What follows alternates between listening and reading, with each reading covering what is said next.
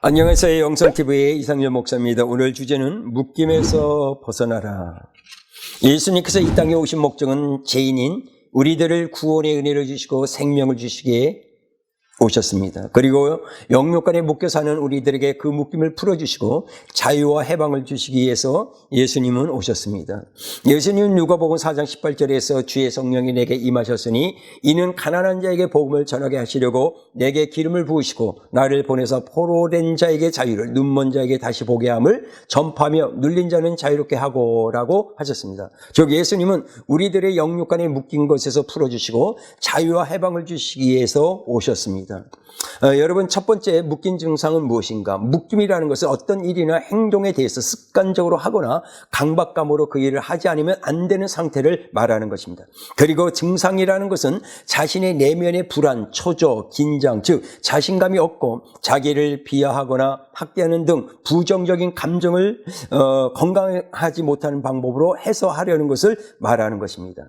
중요한 것은 깨어진 마음에는 만족이나 감사가 없습니다. 그래서 밑빠진 독에 물이 채워지지 않듯이 깨어진 마음은 계속 허기져서 채울 수가 없는 것입니다. 그러나 자유를 받고 나면 가장 먼저 나오는 것이 감사의 말인 것입니다.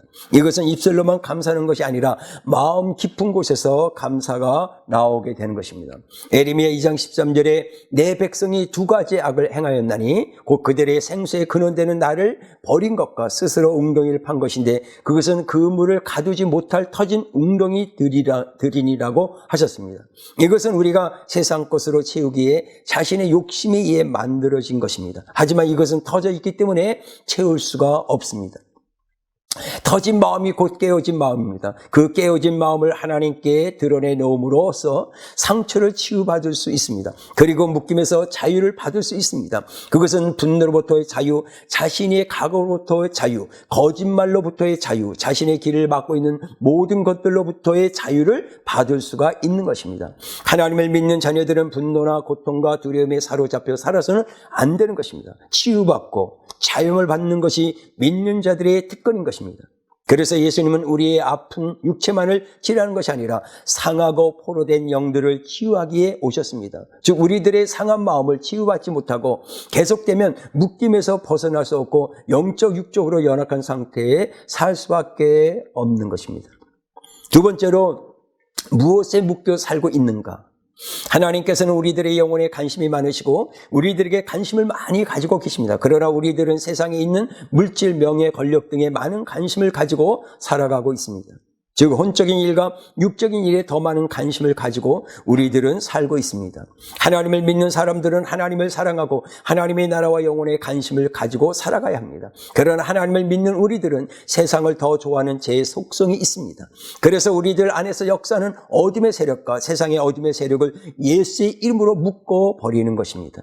우리들이 이 세상을 살아가기 위해서는 돈이 필요합니다. 그런데 시간이 지나면서 우리 자신의 열등감 때문에 또한 욕심 때문에 그리고 경쟁 심리 때문에 더 많은 돈이 필요하고 그 결과 돈에 묶이고 돈의 노예가 될 수가 있는 것입니다. 예를 들어 약물 중독을 보면 처음에는 한두 달 먹던 것이 반복되어지면서 그 양이 점차적으로 증가하게 되는 것 같은 원리인 것입니다.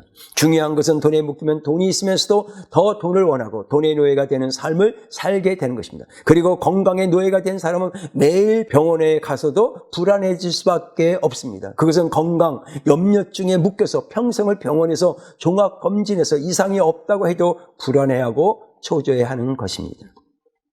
그래서 더 좋은 약들을 찾고 먹고 하는 것입니다.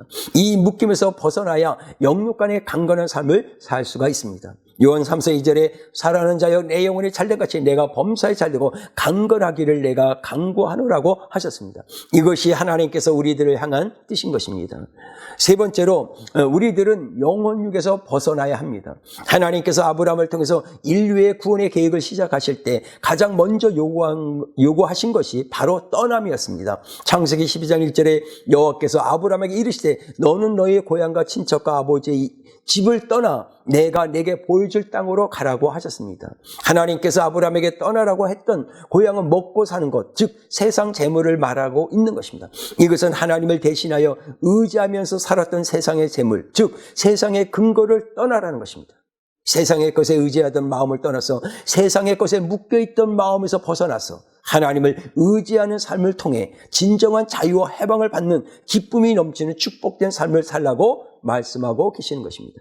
친척이라는 말은 하나님보다 내가 사랑하고 의지하는 권력, 명예, 물질을 가지고 있는 모든 사람들을 의미합니다. 즉 사람을 의지하다 보면 사람에게도 묶이고 재물에게도 묶이고 환경에도 묶이고 그래서 늘 묶여 있는 삶을 살기 때문에 늘 노예적인 삶을 살 수밖에 없는 것입니다. 그래서 하나님을 의지하는 삶이 아니라 사람을 의지하는 삶을 살게 되는 것입니다.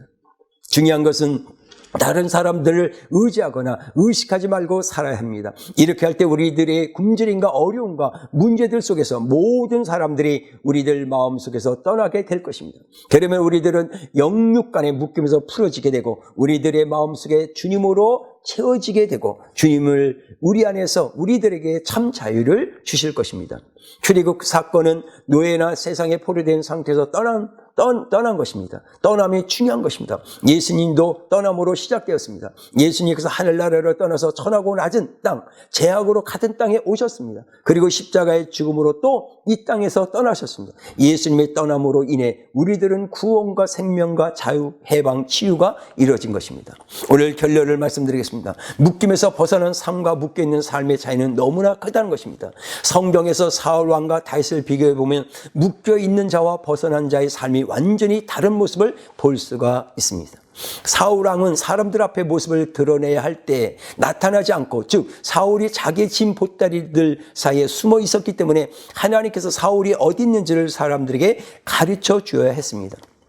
즉 사울은 하나님으로부터 왕으로 기름 부음을 받았지만 다른 사람들보다 어깨 이만큼 거인이었지만 의심과 두려움, 불안, 초조에 묶여 있었습니다. 묶인 상태 영적으로 조종당하고 있었던 것입니다. 다윗은 골리앗과 싸우러 나갈 때 사울과는 정반대의 모습을 보여주고 있습니다. 사무엘상 17장 22절에 다윗이 자기의 집을 지키는 자의 손에 맡기고 군대로 달려가서 형들에게 문안 각오라고 하였습니다. 사무엘상 17장 46절에 나는 여호와께서 너를 내 손에 넘기시리니 내가 너를 쳐서 내 목을 베고 블레셋 군대의 시체를 오늘 공중에 세워 땅의 들짐승들에게 주어 온 땅으로 이스라엘의 하나님이 계신 줄 알게 하였고라고 하였습니다.